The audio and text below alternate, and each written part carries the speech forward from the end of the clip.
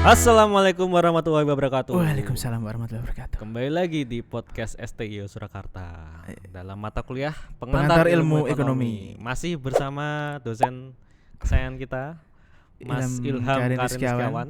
Nah, sekarang kita akan membahas tentang pertemuan berapa nih, Pak? Kelima ya. Apa nih materinya?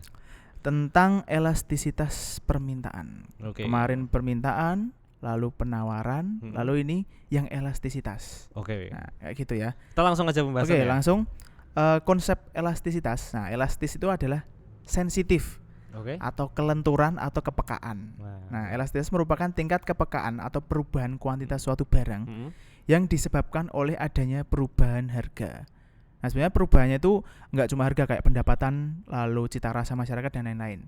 Tapi kita khususkan untuk perubahan harga biar lebih gampang untuk pembahasannya. Nah, elastisitas. Jadi kalau kita lentur kayak gitu, kalau karet, otomatis kalau naik turunnya kan cepat. Kayak itu. Kalau misalnya kayu di bengkok-bengkokan susah. Patah. Nah, itu namanya enggak elastis. Karena kayak gitu. Elastisitas tuh karet. Ya, lentur kayak gitu. Nah, kelenturan atau kepekaan.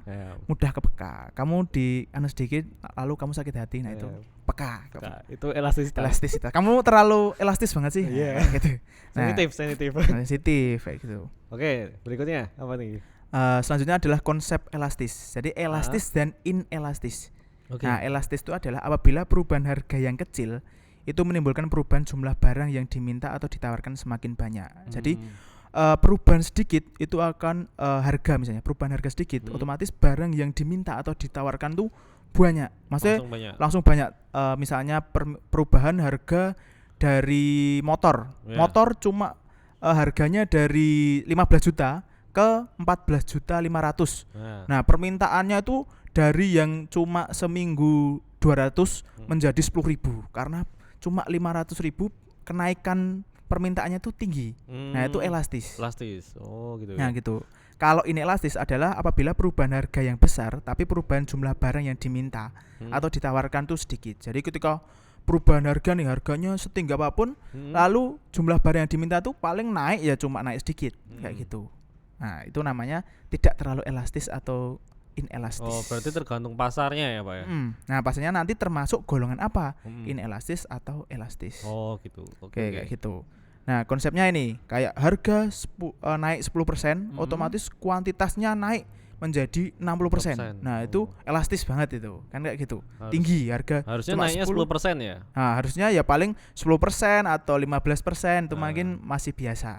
Kalau elastis langsung tinggi kayak langsung gitu. Tinggi. Kuantitasnya langsung tinggi. Lalu inelastis, nah itu harga setinggi apapun 60, misalnya naik 60%. Lalu kuantitas yang naik yang mengikuti itu cuma 15%. Nah, gitu. Jadi effortnya misalnya harga yang harusnya murah otomatis permintaannya tinggi, itu semurah apapun permintaan ya paling naik dikit. Nah, itu namanya inelastis. Itu ya. Nah, jenis-jenis elastisitas itu ada elastisitas permintaan harga dan penawaran harga. Nah, di sini kita membahas yang permintaan dulu kan. Permintaan dulu. Jadi elastisitas permintaan merupakan tingkat perubahan kepekaan jumlah barang yang diminta akibat perubahan harga. Jadi banyaknya tidak jumlahnya itu tergantung pada harga barang tersebut. Jadi sesuai dengan yang saya bahas tadi ya, ketika naik seperti itu. Kayak gitu. Selanjutnya ketika harga turun kuantitasnya berapa kayak gitu. Naiknya berapa kayak gitu. Nah, itu adalah akibat dari permintaan, tergantung permintaan dari konsumen itu sendiri. Nah, selanjutnya ini rumus lagi ya. Ini misalnya di rumus. Ini adalah rumus elastisitas permintaan, yaitu adalah presentase perubahan jumlah barang yang diminta atau Q per presentase perubahan harga. Nah, lebih gampangnya rumusnya pokoknya seperti ini. Pokoknya kayak gitu. Rumusnya kayak gini. Namanya rumus kan sudah jadi kayak gini. Nah, ini adalah Q per jumlah P kali P1 men Q1 atau segitiga Q-nya ini itu kalau dijabarkan itu menjadi Q2 min Q1. Kalau segitiga P itu namanya P2 min P1. Jadi itu delta Q ya, delta Q per delta P. Jadi delta Q itu hasil dari pengurangan Q2 dikurangi Q1. Yes. Kalau delta P kebalikannya P2 min P1. Jadi sisanya itu berapa masuk ke delta Q. Nah, berarti Q1 adalah kuantitas awal barang yang diminta. Lalu Q2 adalah kuantitas barang setelah perubahan. Jadi ketika perubahan yang kedua, nah nanti itu namanya Q2. Ya anggap saja sih kalau di soal cerita yang kedua. kedua atau pertama. Ya, pokoknya kayak soal gitu. cerita. Soal cerita. Cerita apapun pasti ada. Nah, karena hubungannya kayak gini mesti di soal cerita. Biar lebih gampangnya kayak gitu. Oke. Nah, tingkat elastisitas itu ada kayak maksimalnya atau patokannya itu di ada 5 ya, ada 5. Oke. Jadi misalnya E atau equilibrium, nah itu di permintaan itu lebih dari 1 disebut elastisitas. Jadi dari rumus tadi misalnya ada soal cerita itu dikerjakan, misalnya jawabannya 5 itu lebih dari 1 kan. Nah otomatis itu masuk elastis. Okay. Misalnya dari hasil yang kedua misalnya harganya 0,6 misalnya, itu kan kurang dari 1. Nah disebut inelastis. Jadinya memasukkannya itu tergantung hasilnya apa, dimasukkan ke sini itu masuk kategori yang mana. Oke. Nah, kayak gitu. Karena peningkatan penurunan barang kan kita nggak tahu. Peningkatan 15 lalu naiknya 20. Nah, itu masuk elastis nggak sih? Nah, itu caranya masuk elastis apa nggak dihitung. Nah, dihitung nanti tinggal jawabannya masuk kategori yang mana. Nah, itu. Itu kayak yang lainnya ya sama ya. Nah, ini adalah kurva elastisitas. Yang pertama adalah yang elastis. Itu perubahan kuantitas lebih dari perubahan harga barang. Artinya perubahan harga diikuti jumlah permintaan dalam jumlah yang besar. Jadi ketika harganya naik atau turun sedikit, itu akan mempengaruhi jumlah barang yang diminta itu meningkat. Contohnya adalah seperti barang mewah atau emas. Misalnya kayak kita ini yang kemarin-kemarin sebelum pandemi atau pas 1 bulan 2 bulan yang lalu, emas sampai 1 juta nih padahal sebelumnya cuma 600 ribu. Nah otomatis ketika misalnya naiknya kan per hari kan naik, turunnya kan fluktuatif ya. Iya, benar. Nah itu ketika makin naik dikit. Nah ketika naik seperti itu, kadang itu orang-orang kebanyakan itu langsung beli emas. Dia untuk investasi kayak gitu. Nah permintaannya kan langsung dari naik sedikit aja itu yang beli itu banyak. Nah itu kan berarti termasuk golongan elastis. Elastis. Selanjutnya adalah inelastis, adalah perubahan harga lebih dari perubahan kuantitas barang. Artinya jumlah perubahan harga hanya diikuti perubahan jumlah yang diminta itu relatif kecil. Nah itu biasanya terdapat pada barang pokok. Misalnya beras misalnya. Ketika beras beras naik misalnya. Ketika harga beras naik, itu paling permintaan berkurang sedikit. Karena apa? Enggak terlalu pas naik otomatis aku rasa tuku beras itu enggak, karena itu kebutuhan pokok.